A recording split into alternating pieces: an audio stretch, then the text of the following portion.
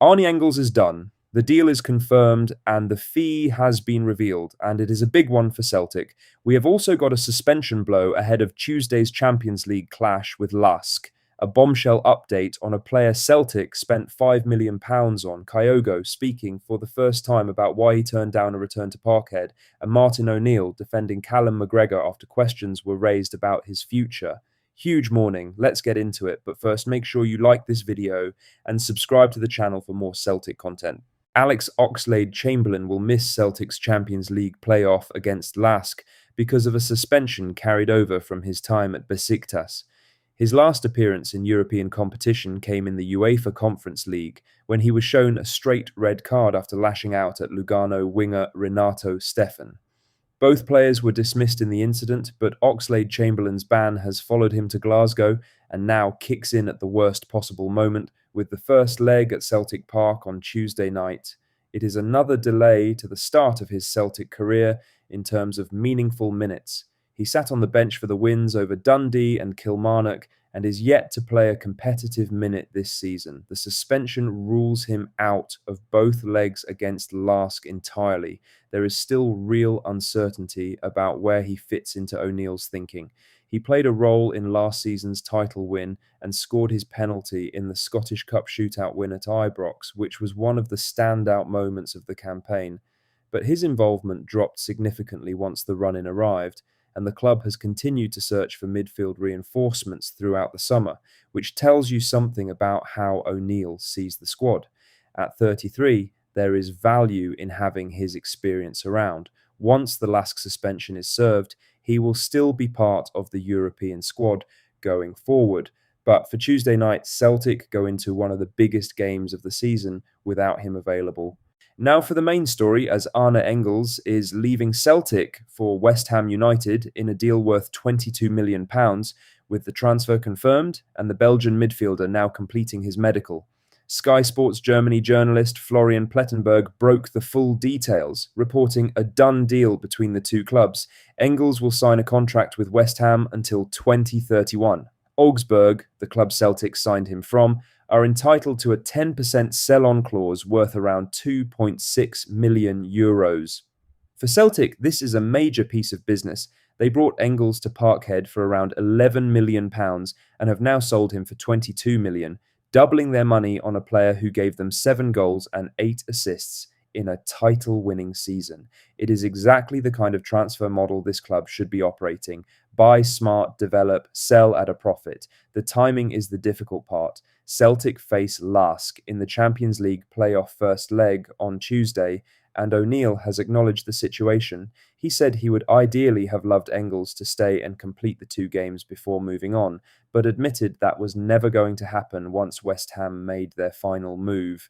He pointed to the Alistair Johnston situation as part of the reasoning, noting that Johnston played through the interest and then got injured, so it was understandable that Engels did not want to take the same risk. Mika Bauer has already been brought in as part of the midfield rebuild, and Celtic have been linked with Gavidas Ganitis as a potential further addition. But there is no question that losing your starting central midfielder 4 days before a Champions League playoff is far from ideal. Engels was one of the best players in the Premiership last season. Celtic got excellent value from him and excellent money when it mattered. Now the job is to replace him.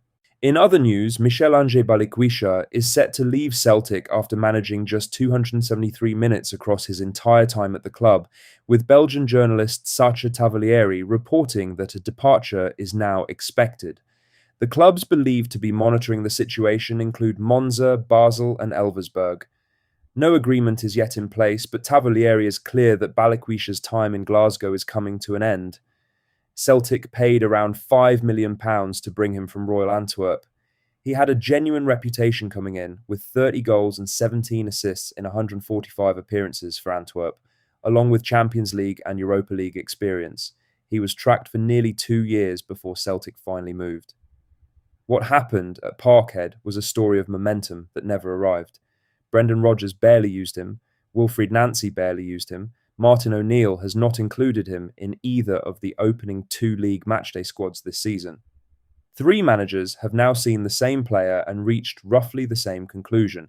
Baliquisha did try this summer. He trained individually in Belgium during pre-season and came back looking to force his way back in.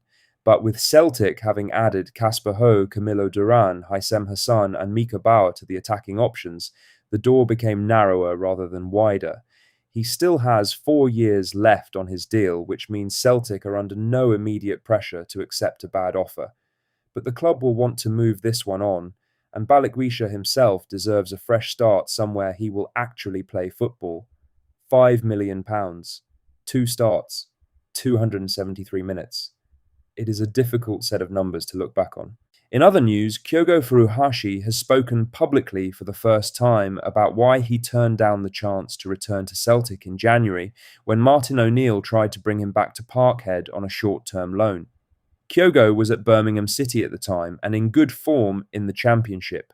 O'Neill identified him as someone who could provide the attacking spark Celtic needed in the second half of the season. A loan move was explored, but ultimately the player said no.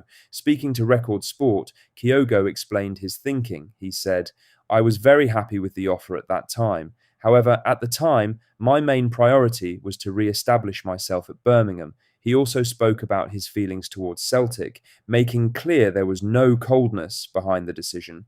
He said, "I loved my time with Celtic. It was such a special period, but at the time I was looking for a new challenge."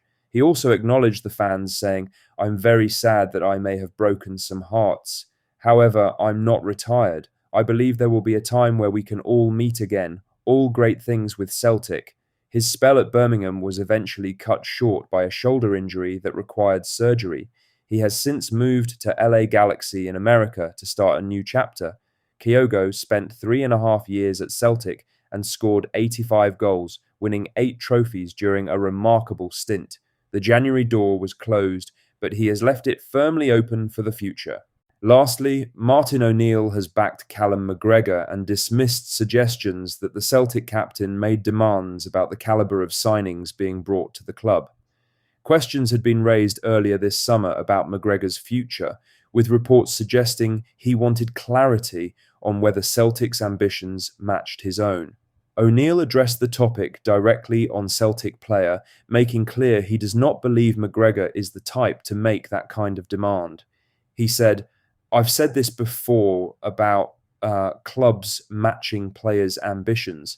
I said this to Brian Clough a way back. Did the club match my ambitions? And he left me out for 4 months. So I don't think that Callum would ever have said that, to tell you the truth.